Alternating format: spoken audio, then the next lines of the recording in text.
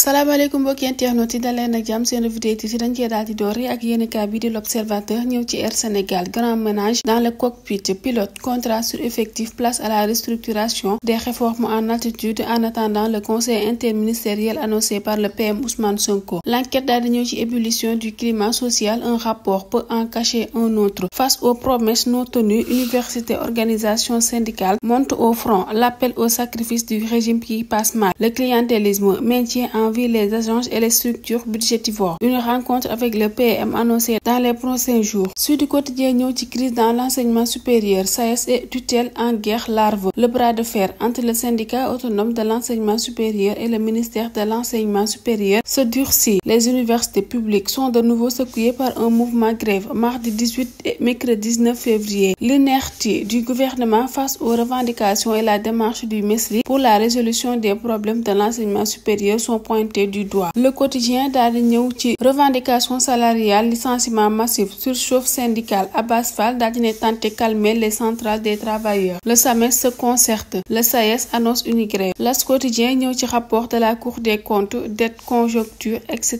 L'État prévoit de baisser les salaires noonu nag la ko yéenekaay bi xamle. Walf quotidien ñëw ci décès de Serigne Moustapha Saliou Mbacké à 82 ans. Une belle lumière s'est éteinte. Te wet ga daal dañuy xaatim le rapport de la Cour des comptes. Pourquoi Macky est difficile à atteindre? Les ordonnateurs, les contrôleurs et les comptables dans le viseur. Chronique de Ibrahima Anne, irresponsabilité comptable. Vox Populi daal di ñëw ci préférence nationale, création d'emplois, 4 mesures et 3 argumentaires pour un vrai secteur privé national fort. Baratal daal di ne camper les jeux d'une préférence nationale assumée. Les Échos ñëw ci réduction drastique du train de vie de l'État, des coupes sombres en vue. Góorgóorlu va trinquer. El Amin Lo daal di ne xamle ne il faut un rebasing salarial et le retour à la vérité des prix. Soda Marème Ndiaye licencie 10 personnes, augmente son salaire et celui du PCA. Diomaye, le régime sortant a menti au peuple. Tribune ñëw ci politique de restriction et d'austérité. Le gouvernement lance une onde de choc sur le pouvoir d'achat. Les salaires seront revus à la baisse. Les exonérations et les subventions sur l'électricité, le carburant et l'eau seront supprimés. Ahmadou Al-Aminou Lo daal di mettre en garde les organisations syndicales des répercussions sur le coût de la vie des Sénégalais. Li quotidien ñëw ci soutien de l'endettement du Sénégal, le plan d'austérité du gouvernement. Mohamed El Aminou Lo daal di annoncer la suppression des subventions à l'électricité et au carburant, une baisse des salaires, réformer le code des impôts et celui de la douane. Le chef de l'État se veut rassurant. Yor ñëw ci attribution de biens immobiliers de l'État à des sociétés de construction dans des conditions nébuleuses. Que reste-t-il du patrimoine bâti de l'État? L'ex-siège de l'UNICEF d'une assiette de 699 mètres carrés attribuée à Sénégal Hôtel Invest. L'assiette foncière d'une contenance 5100 mètres carrés qui a toujours arbitré le ministère de l'Éducation nationale cédé à l'entreprise Fleur SASU. L'info daal di ñëw ci l'État face à la colère des travailleurs, leur rêve brisé d'un pacte social. Devant les syndicalistes qu'il avait reçus, le chef de l'État avait plaidé pour la mise en œuvre d'un pacte de stabilité sociale pour permettre au gouvernement de travailler dans la tranquillité. Lors du Conseil des ministres du 8 janvier dernier, il a invité le gouvernement à travailler, à asseoir une stabilité sociale dans tous les secteurs. Le Témoin ñëw ci rapport de la Cour des comptes. Les Sénégalais dénoncent la gestion de Macky. Source A ñëw ci Awa Seck, première femme parlementaire vivant avec un handicap. Confession d'une ex-vendeuse de café. D'une mère sage-femme, la parlementaire avait poursuivi ses études secondaires à l'Institut Marianne Badagoré quand son handicap lui est apparu en 1993. La même année, elle perd son oncle, son maître de CM2, sa camarade de classe et son traitement revient infructueux. Libération ñëw ci juge du deuxième cabinet qui a émis les premières convocations la semaine dernière. L'affaire François Mancabou relancée. Personne convoquée comme témoin. Vidéo et enregistrements vocaux du défunt envoyés à un proche. Ce qu'on sait du dossier pendant depuis 2022. Le Soleil ñëw ci discours du président Bassirou Diomaye Faye au sommet de l'UA. Une première marquante. Le chef d'État affirme sa détermination à œuvrer pour un Sénégal uni et prospère. Antonio Guterres, Cyril Ramaphosa, Abiy Ahmed Ali, Aliko Dangote, le président de la République a multiplié les audiences. Rewmi Quotidien ñëw ci Grand oral, révélation exclusive de Sanu Dione sur Rewmi. Après la publication du rapport, les frontières sont surveillées pour éviter que les fautifs quittent le pays. Direct News